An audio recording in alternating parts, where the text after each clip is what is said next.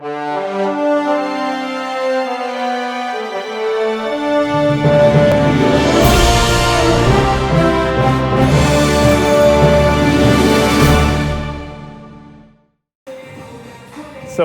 dang. Sorry. He just caught you on Can't camera. help it, man. This music. Everybody just saw Adam dancing. It did happen. All right, so you were going to show dive bomber push-ups. Dive bombers, what we call them. I call them that. I learned these in judo. When I used to train judo, wrestling, you do these a lot. Mm-hmm. Well, that makes sense for that sport, for sure. I consider these more functional than a regular push-up. I really do, but you need to demonstrate so definitely. 100% they I know there's a name for it with the yoga community too, so somebody can shoot us that. I have no idea what they call it. I have no idea what they call them either.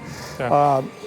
I'm just going to approach this just like I would any other push-up, where I'm going to come up and get in good position with my hands underneath my shoulders. The only difference is now I'm going to pike my hips up a bit, and I'm going to go ahead and dive at a more angled approach. So I'm going to come down. As I'm coming down, my elbows are still here, not flared out. They're coming underneath me. I'm going to drive through that. That's why they call it the dive bomber, huh? Get nice extension all the way up and my head back.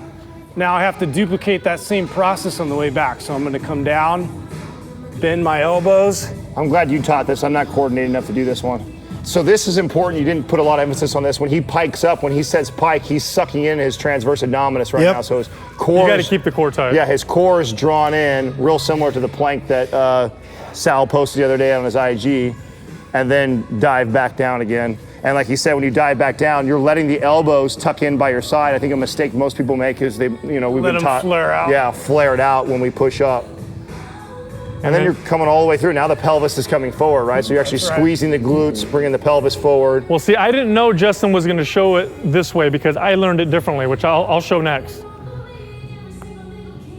Okay. Excellent. The way I learned it, probably the wrong one. The way I learned it in grappling, they're both good.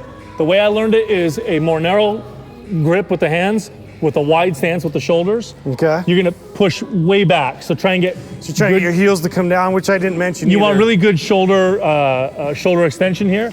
Yeah. Come down, scrape the floor, press up, just like Justin did. But here's the thing: I don't push back the same way. From here, I go from here to here. So you're drawn back with your hips. And then I go, So here, full extension, to here. In fact, this alone is a great shoulder mobility movement. If you're not strong enough to do the full thing, if you're not strong enough to do that part, then all you got to do is start here and come straight. Mm-hmm. And this will help you work on shoulder mobility. Well, I'm glad you guys both brought up two great moves taught differently from people.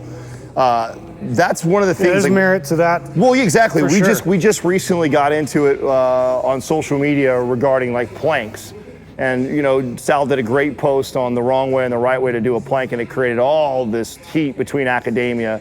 And one of the things I finally chimed in was talking about when people start talking of certainties with movements like this, like our bodies were designed to do both those moves, and both those moves, like Justin said, have merit and are great. So that's one of the things is if you're a trainer and you're listening and you're learning moves like that, to always keep that in mind that there's going to be all kinds of different camps and different philosophies, and both unless those it's unnatural to your biomechanics. That's right, because here's the thing. I showed a position that's right? That works. However, if your body can't move that way, guess what that exercise is now?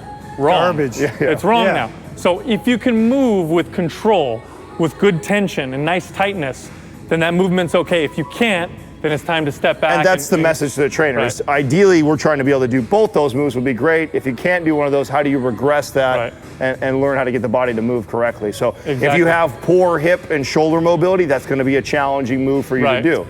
Both you guys were able to tuck your heads in like that and to draw and bring your heels all the way back. So hip, also hamstring flexibility. Like there's some, there's a lot of right away to the exercise on its own by bringing your heel down, adding a whole new stretch component to that. Like there's a lot of variations I'm sure you could compile on top of that move by itself. So always keep that in mind. There's other variations of some similar move you've been taught forever. We talk about. A lot of people have tight hamstrings, so that right away, I might see Sal breaking at the knee and starting to bend there, so that's probably a place also, or his heels coming up off the ground. We talk about people having a hard time firing the glutes and activating the pelvis. So as you dive in, they might still be in an anterior pelvic tilt. Those are things that you're going to look for. Then other people won't be able to tuck their head into their shoulders because they don't have good shoulder mobility. So you're looking for those as a trainer. You're paying attention to all those cues. Those are the common ones that you're looking for. And then that's where you break that down. I see that. I say, okay, well, he's got great hamstring. He's got great glute activation, but the shoulder mobility isn't there. So that's what I need to work on. Well, the good thing about this movement is at the bottom of the movement, you know, when I finish the position, I'm here, I've got nice extension through the spine and I'm staying tight. This is a great way to strengthen your spine in extension without loading it from the top. It's a safe way to do it. So if you have a healthy spine but you want to get it stronger in different positions, this is a good movement for that as well.